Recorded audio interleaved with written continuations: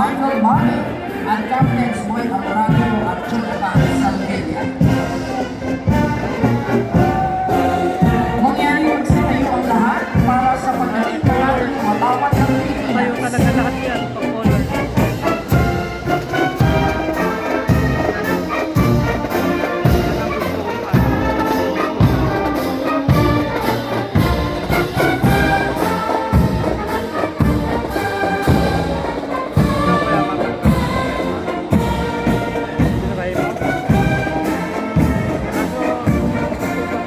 Maaari na po magsiupo ang lahat. Sumusunod ang pinagsama banda ng Sandatahang Lakas ng Pilipinas na pinamumunuan ni Major Peterson de Vera. Ang unang brigada sa kasuotang gala ay nasa pamuno ni Brigadier General Bonnie Petinglar. Ang kanyang kalumunan, Lieutenant Colonel Renato Capili, Lester Sinlao, Alan Sinyakay, at Commanders Joey Plan at Mark Rion. Nasa ating harapan ang batalyon ng Corps ng mga kadete ng Sandatahang Lakas ng Pilipinas na pinamumunuan ni John Christopher Montalia.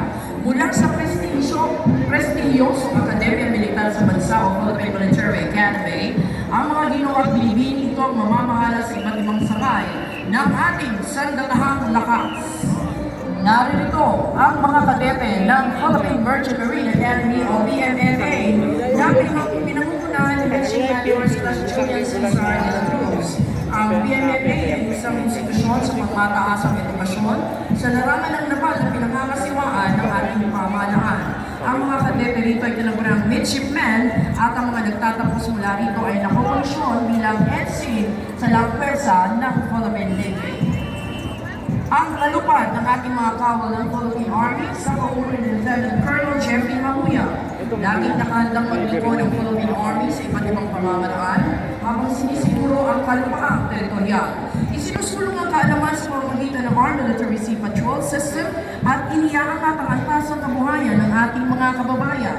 Bitiin itong maging world-class, multi-ready at cross-domain capable sa taong 2014. Narito ang talupad ng mga kawal ng Philippine Navy sa pangunguna ni Commander John Cispar. Ang Philippine Navy ay siyang namunang nagpagtanggol at napakalaman ng ating nasa sa pagdagat. Nagsasagawa ng mercy missions, rescue and relief operations sa panahon ng kalamidad at kabilang na rin ang pangangalaga sa yamang dagat at kapaligiran nito. Nasa ating harapan ang tulupan ng mga kawal ng Philippine Air Force na pinangungunahan ni Lieutenant Colonel Leoncio Sibunay III. Sila ang tinaguriang mga abyat na mapag-ibig, tagabantay ng ating himpapawid, sumusuporta para sa tactical air support at mobility para sa mga takbuhan at kagamitan ng ating Sandatahang Lakas.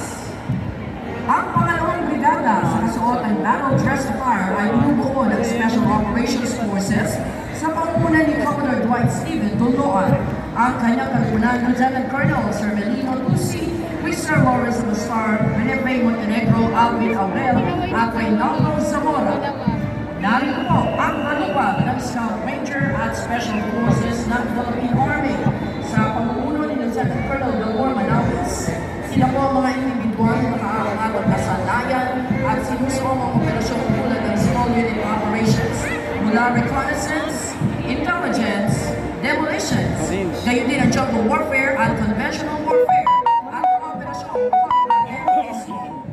Sinusundan sila ng Special Operations Forces ng Philippine Navy, ang Naval Special Operations Command Force Reconnaissance Group at Philippine Marine Corps sa pamumunan ng Lieutenant Colonel Melchor Gonzalo. Sinalay ang mga unit nito sa natatanging operasyon sa psychological at unconventional warfare, mapatubig, lupa at ere. Ang huling batalyon ng Special Operations Forces mula naman sa Philippine Air Force, ang Special Operations Wing o SPAW na pinamumunuan ni Lieutenant Colonel Kelvin Lingan. Nakatuon ang SPAW sa mga operasyong espesyal upang maipagtanggol ang mga base at instalasyon ng Air Force at nagsasagawa ng iba pang mga kapulang dagdag operasyon. Sumusunod po ang mga tagapagpatuan ng batas at nagpapanatili ng kapayapaan at kaayusan at nagsisiguro ng kaligtasan ng ating mamamayan at mga komunidad. Ang halay ng ating pambansang pulisya ng Pilipinas sa pamumuno ni Police Brigadier General Nestor Babagay Jr.